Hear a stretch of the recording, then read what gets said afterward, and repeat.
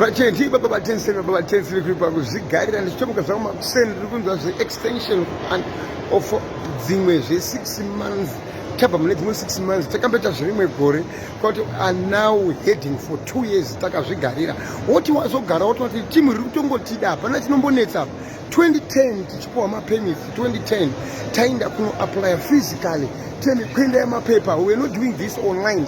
The process was too long to do. Now munantanga mbaondo submitter pakunzi haga timbogasada kumbodai nokudai and back then we were talking to wakaissuiwa mapemits that 250,000, now less than 200,000 kuine this efficient online working chichiri kunetsa kuti hapana apa titongonzi garai indirectly vari kuzima kufula their own people kuti aiwa vatoreka action pakusema magreen bomber on the street kuti vakavaona dzai vachamuki vachiti xenophobia havachamuki vachiti dhudhula umukwadzevanetsa nyutangwa vanhu vachisumba mabhazi achibatwa pakusingasungwe munhu asina bepa kuri kusungwa munhu asina bepa ane pemiti ane passport nemadays zviri valid haasi kusungwa. Saka iwe muzimbabwe yakangwara ena unogadzisa passport yako wova nedocuments dzinoitwa iye chombonetsa chiiko chokunetsa panyaya dzemapemiti chii. Because what we have now is ukawana uine passport ikangoti ndwa ru4 kana ru3 gore ratopera.